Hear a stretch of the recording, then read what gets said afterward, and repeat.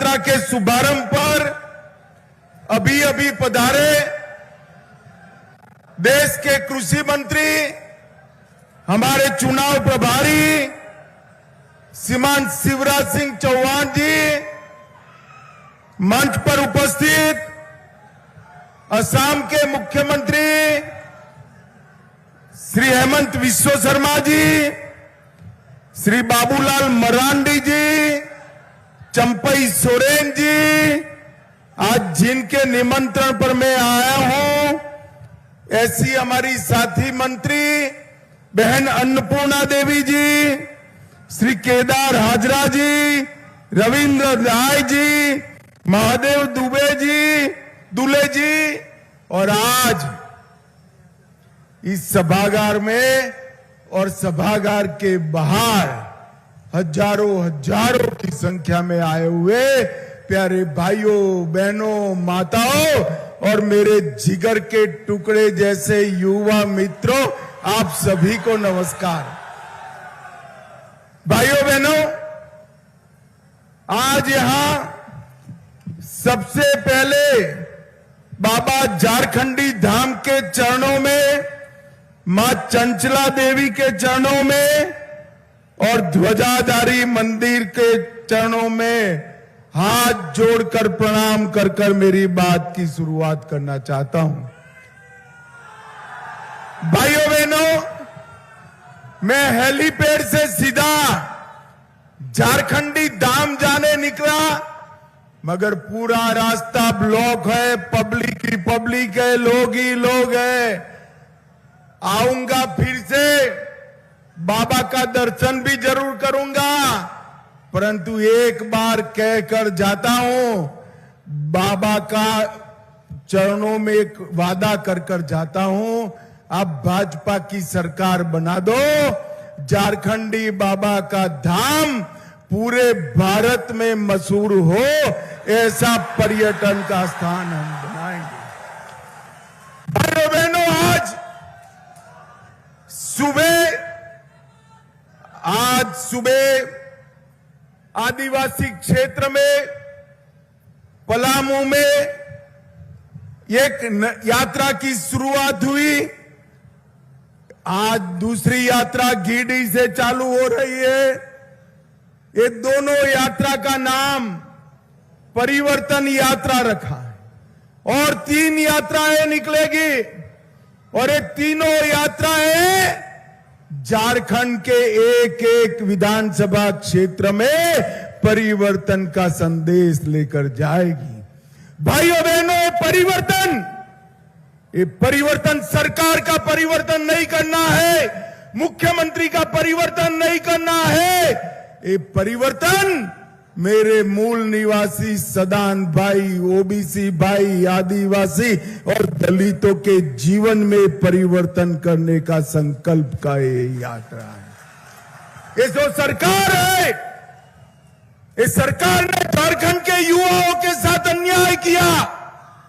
इस सरकार ने झारखंड के पिछड़े वर्ग के साथ अन्याय किया।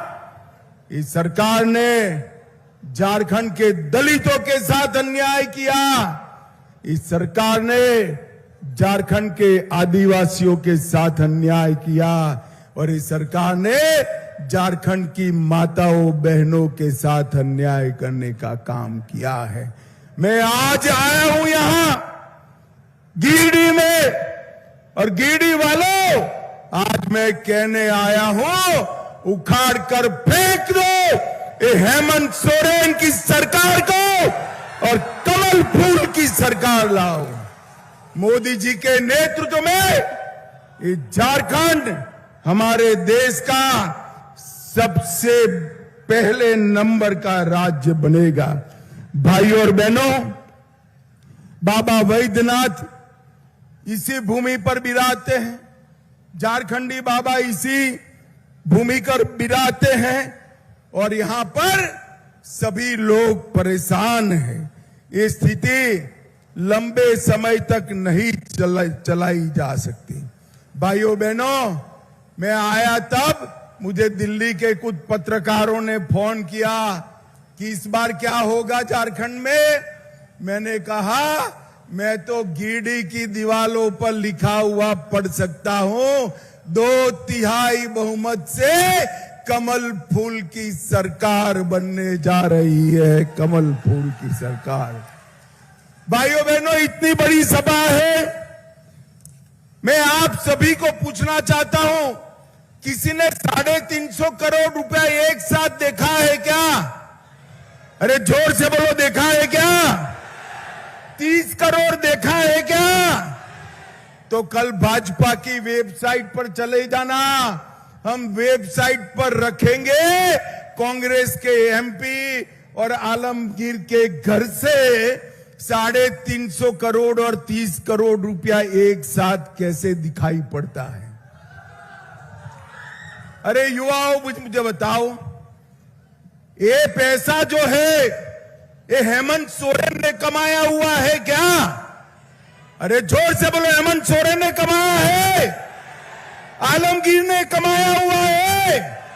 अरे युवाओं, माताओं, बहनों, ये पैसा आपका है जो इंडी अलायंस की सरकार लूट कर अपने घर में ले गई है। और भाइयों बहनों, मैं कह कर जाता हूं, ये भ्रष्टाचार की गंगा इनके समुद्र तक पहुंचने नहीं देंगे। आप कमल फूल की सरकार बनाइए, ये भ्रष्टाचारियों को उल्टा लटका कर सीधा करने का काम भारतीय जनता पार्टी करेगी। भाइयों और बहनों, ये कांग्रेस हमेशा से ओबीसी विरोधी रही है। कांग्रेस पार्टी ने सबसे पहले 50 साल तक काका साहेब कालेलकर कमीशन की रिपोर्ट को दबाकर रखा। फिर मंडल कमीशन की रिपोर्ट इंदिरा गांधी ने लागू नहीं होने दी।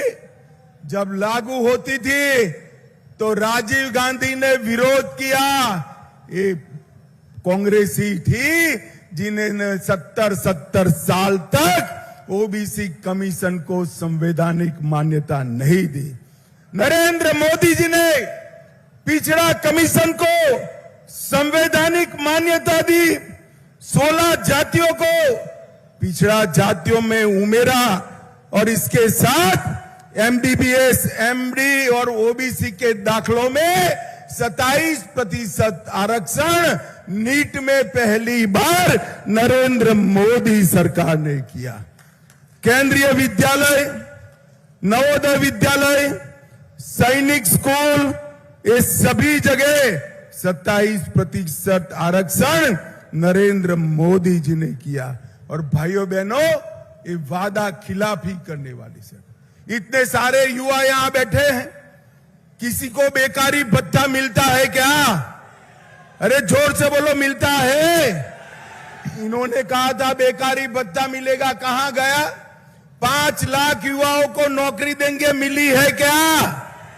जोर से बोलो, मिली है? अरे अयोग्यता के कारण, सरकार की अक्षमता के कारण दौड़ा दौड़ा कर हमारे युवाओं को मौत के घाट उतारने का काम ये हेमंत सोरेन की सरकार ने करा है। भाइयों बहनों, उन्होंने सदानों के सारे मसले, मूल निवासियों के मसले हल करने का कहा था। एक भी समस्या हल हुई है क्या? जोर से बोलो, हुई है?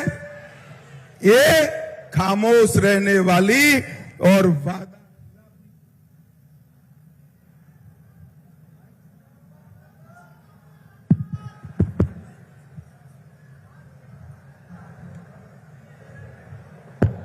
खामोश रहने वाली और वादा खिलाफी करने वाली सरकार है।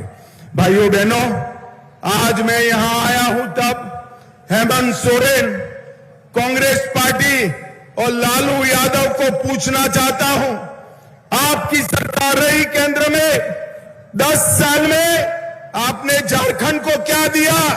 जरा हिसाब दीजिए। भाइयों बहनों, मैं कई बार पूछा, ये हिसाब नहीं देते, मगर मैं लेकर आया हूं। यूपीए ने, इंडी अलायंस ने 10 साल में सिर्फ 84,000 करोड़ रुपया दिया। कितना दिया? अरे बोलो 84,000 करोड़ कितना दिया? और नरेंद्र मोदी जी ने 84,000 करोड़ की जगह 3,81,000 करोड़ रुपया देने का काम नरेंद्र मोदी जी ने किया। मोदी जी के दिल में झारखंड है। अभी मुझे शिवराज जी बताते थे, धूम बारिश हो रही थी, सब समझ रहे थे कि अब मोदी जी नहीं आएंगे, मगर झारखंड वासियों को मिलने के लिए 120 किलोमीटर रोड पर जाकर मोदी जी ने बरसती बारिश में झारखंड की सभा को संबोधित करने का काम किया। भाइयों बहनों, आजादी के इतिहास में कहीं पर भी कोई प्रधानमंत्री ने इतना लंबा रोड पर फासला काटकर लोगों को मिले हो, ऐसा उदाहरण नहीं है। कांग्रेस की सरकार ने दलितों का भी अपमान किया है। अंबेडकर जी को पूरा जीवन अपमान किया। भारतीय जनता पार्टी की केंद्र सरकार और राज्य सरकारों ने मऊ में अंबेडकर जी का जन्म स्थान, लंदन में अध्ययन करे था वहां स्मारक, नागपुर में दीक्षा भूमि, दिल्ली में महापरिनिर्वाण स्थल और मुंबई में चैत्य भूमि बनाकर 5 तीर्थ नरेंद्र मोदी जी और भारतीय जनता पार्टी ने बनाए हैं। भाइयों बहनों, सबसे बड़ी समस्या के लिए मैं आपके पास आज आया हूं। हमारे झारखंड में जिस प्रकार से घुसपैठ हो रही, अगर इसी प्रकार से चला तो 25-30 साल में एक घुसपैठिए यहां बहुमत में आ जाएंगे।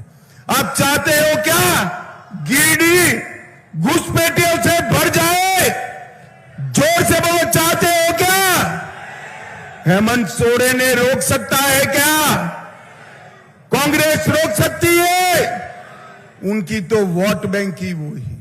अभी झारखंड हाईकोर्ट ने ऑर्डर किया है, झारखंड सरकार और भारत सरकार का गृह मंत्रालय इन लोगों को चिन्हित करे और डिपोर्ट करे। मैं कहता हूं, अगर झारखंड सरकार इनकी रही तो ये नहीं होने देंगे। एक बार झारखंड सरकार बदल दीजिए, मैं आपको वादा करता हूं, रोहिंग्या और बांग्लादेशी घुसपैठियों को चुन चुन कर झारखंड के बाहर भेजने का काम भारतीय जनता पार्टी करेगी। ये हमारी सभ्यता को नष्ट करे, हमारी संपत्ति को हड़प रहे, हमारी बेटियों के साथ अलग अलग प्रकार से नकली शादी रचा रहे हैं और हमारा रोजगारी का भी वो लूटने का काम करते हैं। झारखंड के अंदर कोई घुसपैठिए की जगह नहीं, वो भारतीय जनता पार्टी ही कर सकती है। भाइयों बहनों, झारखंड एक ऐसा विडंबना वाला प्रदेश है जो देश में सबसे समृद्ध। झारखंड की भूमि के अंदर इतना खनिज है जो पूरे देश का खजाना भर सकता है, मगर झारखंडी गरीब है।